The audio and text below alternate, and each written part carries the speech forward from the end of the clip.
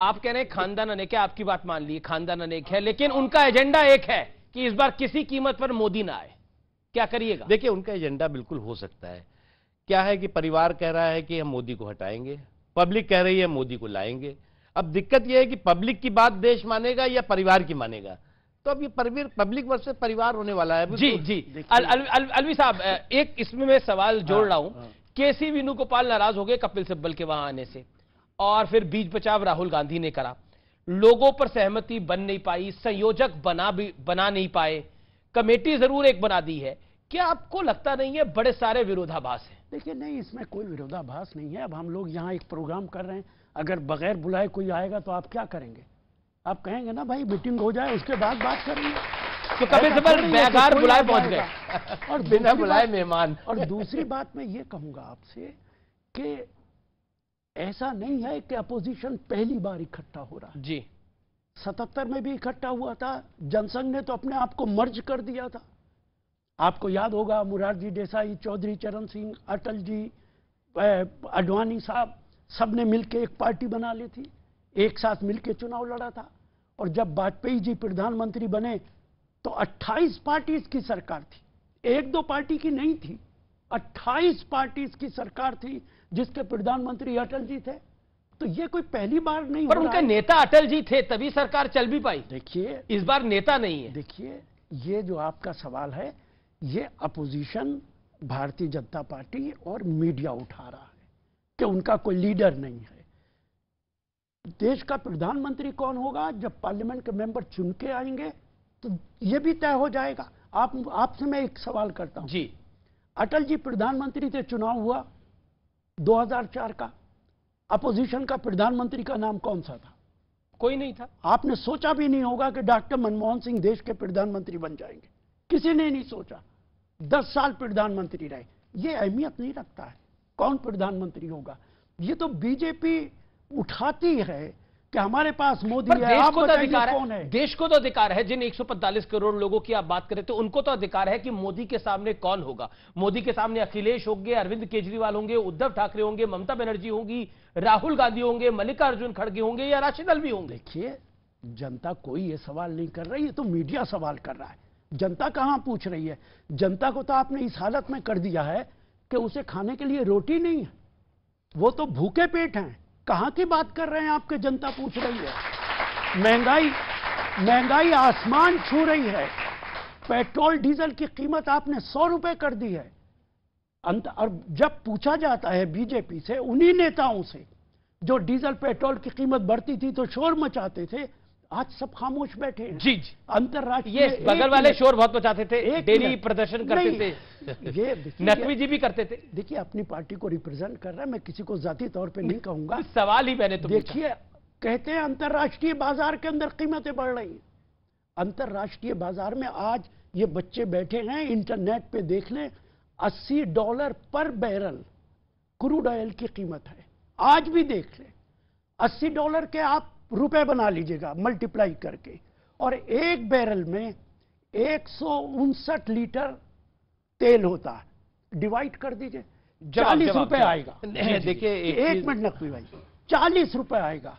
जो चीज 40 रुपए में खरीद रहे हैं, 100 रुपए में बेच रहे हैं। आप देश को गुमराह करने का काम कर रहे हैं, और इस पे आप कह रहे हैं कि हम जनता के साथ खड़े हैं। आप तो जनता का खून चूस रहे हैं।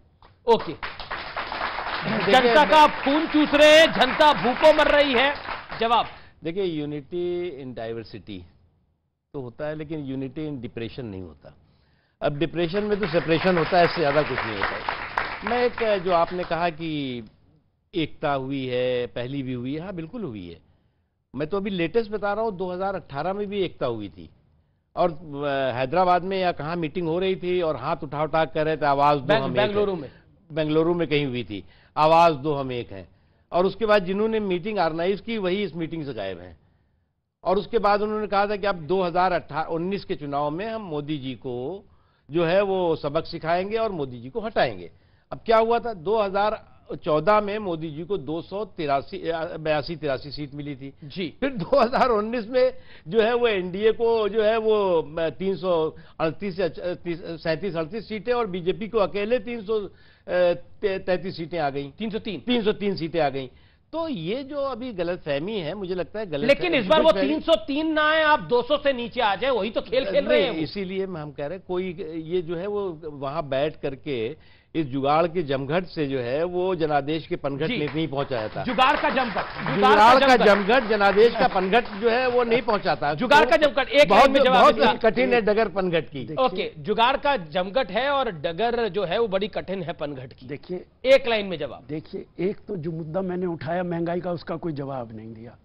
मैं एक बड़े अदब से एक बात कहता हूं, आपको क्या परवाह इस बात की कि अपोजिशन इकट्ठा हो रहा है नहीं हो रहा है? आप तो 9 साल से हुकूमत चला रहे हैं। आप तो देश को यह बताइए कि 9 साल में आपने देश की तकदीर बदल दी है। आपने क्या क्या काम किया इस देश के लिए? आपने महंगाई खत्म कर दी, आपने अनएम्प्लॉयमेंट खत्म कर दिया। आप आरोप लगाते हैं कि ये तुष्टीकरण फैलाते हैं। मैं रीसेंट का एग्जांपल बताता हूं। बिहार सरकार, जिस सरकार में कांग्रेस भी शामिल है, वहां पर जन्माष्टमी, रक्षाबंधन समेत कई त्योहारों की छुट्टी खत्म कर दी गई है। छठ पूजा जैसे बड़े त्योहार की भी छुट्टी में कटौती की गई है। गिरिराज सिंह आपके मंत्री हैं, उन्होंने बयान दिया। अश्विनी चौबे आपके मंत्री हैं, उन्होंने जवाब दिया। रविशंकर प्रसाद आपके फॉर्मर मिनिस्टर हैं, उन्होंने बयान दिया कि यह सब कुछ तुष्टीकरण की वजह से हो रहा है। और कितने लंबे लंबे उनके बयान आए हैं, मैं सारे पढ़ के तो आपको नहीं बता सकता, लेकिन क्या कहना चाहते हैं आप? देखिए, तुष्टीकरण इस देश की बहुत बड़ी समस्या रही है जी। और मैं जो तुष्टीकरण की जब बात कर रहा हूं तो तुष्टीकरण में इन्होंने क्या किया कि वोट तो ठोक में लिया, लेकिन लोगों का विकास जो है फुटकर में भी नहीं किया। वोट ठोक में और विकास फुटकर में भी नहीं। आज जो है वो नरेंद्र मोदी जी ने इन 9-9.5 सालों में सांप्रदायिक वोटों की ठेकेदारी को समावेशी विकास में हिस्सेदारी से ध्वस्त किया है। और आज समाज का कोई हिस्सा ये नहीं कह सकता कि वो विकास के इस सफर का समानता से और सफलता के साथ हम सफर नहीं है, चाहे वो कोई भी क्षेत्र हो, हर क्षेत्र में। और जहां तक सवाल है बयान या बयान बहादुरी का, तो वो तमाम तरह के लोग होते हैं, बयान देते हैं, लेकिन उन बयानों के आधार पर अगर आप गिनती करेंगे तो ऐसे लोगों की गिनती आप ऐसे गिनती आप, मुझे सवाल पूछना पड़ा आपसे। हाँ, नहीं, तुष्टीकरण जो है वो कहना कोई तुष्टीकरण नहीं, और भी उन्होंने बड़ी सारी बातें बोली। कई चीजें हो सकती हैं, मैं कई चीजें ऐसी हो सकती हैं जिससे ना पार्टी सहमत होती है, ना प्राइम मिनिस्टर साहब सहमत होते हैं। उन्होंने सार्वजनिक रूप से कई बार कहा है, लेकिन हम कोई डंडा लेकर के डेमोक्रेटिक सिस्टम में चल रहे हैं। हमारे पास कोई ये डंडा तो है नहीं कि ये तुम बोलोगे तो तुम्हारा मुंह पे हम वो लगा देंगे, टेप लगा देंगे। जैसे कि अभी आप बता रहे हैं कि सिब्बल साहब पहुंच गए तो एक साहब नाराज होकर चले गए वहां से, तो बिना बुलाए मेहमान। अरे मेहमान जो हमारा होता है वो जान से प्यारा होता है भैया, उनको चाय वो पिला करके बैठालते तो कि अभी से जो है वो आपने नजारा दिखाना। बिना बुलाए कोई चाय पीने आ जाए तो क्या करिएगा? अरे तब भी पिला देते हैं, तब भी पिलाते हैं लोग, तब भी जो है वो सम्मान। अरविंद केजरीवाल ने बोला तो मैं चाय पीने तब आऊंगा इस गठबंधन के अंदर जब मेरे बिल का समर्थन करोगे, तो पिलानी पड़ी चाय और समर्थन भी करना पड़ा। लेकिन राशिद अल्वी साहब, ये जो तुष्टीकरण का आरोप है, और मैं एक आंकड़ा लेकर आया हूं, लाल किले की प्राचीर से प्रधानमंत्री ने इस बार 9 बार तुष्टीकरण शब्द का इस्तेमाल किया और विपक्ष पे वार किया। और अभी रिसेंट का सुन लीजिए, ममता बनर्जी जब बैठक में पहुंची तो उनको भी तिलक लगाया जा रहा था, तो उन्होंने तिलक लगाने से इनकार कर दिया। तो बीजेपी ने कहा कि यही तो तुष्टीकरण है जिसकी हम बात करते हैं, तिलक से इनकार करते हैं लेकिन टोपी पहन लेते हैं। देखिए, इससे पहले कि मैं जवाब दूं, आपसे पूछूंगा तुष्टीकरण किसका तुष्टीकरण? तुष्टीकरण अक़लियतों का, अल्पसंख्यकों का। सीधी बात कीजिए ना। आप ये कहिए कि मुसलमानों का तुष्टीकरण हो रहा। मुसलमानों की हालत देश के अंदर देखिए आपने क्या है। तभी तो हुई सबसे अभी और ज्यादा कर दिया आपने। अभी और ज्यादा कर दिया। तुष्टीकरण ने उनकी हालत खराब की है। तुष्टीकरण का मतलब होता है कि आपकी तनख्वाह से ज्यादा आपको पैसा दे दिया जाए। यहां तो तनख्वाह नहीं मिल रही उसको। आपने कभी लव जिहाद का नाम सुना था क्या 9 साल से पहले? नहीं, केरल के सीएम ने बोला, केरल की हाई कोर्ट ने बोला। नहीं, उसे छोड़ दीजिए, अब बोला जी, आपने पहले बोला। 9 साल से पहले मैंने कभी नहीं सुना था कि लव जिहाद होता क्या है। अगर हिंदू मुसलमान लड़का और लड़की शादी कर ले, इसमें बीजेपी को क्या एतराज है? कहां से लव जिहाद आ गया? क्यों इसको ये है तुष्टीकरण। अच्छा, एक मिनट, एक सवाल मेरा छोटा सा। एक मिनट, हाँ बोलिए। बुलडोजर आप चला रहे हैं घरों पे। इस देश के अंदर 90% मकानात गैर कानूनी हैं। उत्तर प्रदेश, आप मेरे साथ चलिए, गांव का कोई मकान ऐसा नहीं होगा जो कानून के मुताबिक बनाओ। लेकिन आप एक समुदाय का बुलडोजर कर रहे हैं। आप इलेक्शन के बीच में बोल रहे हैं कि मुझे मुख्यमंत्री बनने दीजिए, गर्मी निकाल दूंगा। क्या मतलब है इसका?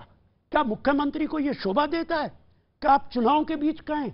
देश का प्रधानमंत्री यूपी में जाके कहते हैं कि जो कब्रिस्तान बने हैं, अगर कब्रिस्तान बनेगा तो मैं वो बनाऊंगा, फ्यूनरल की जगह बनाऊंगा, शमशान घाट बनाऊंगा। क्या प्रधानमंत्री को शोभा देता है?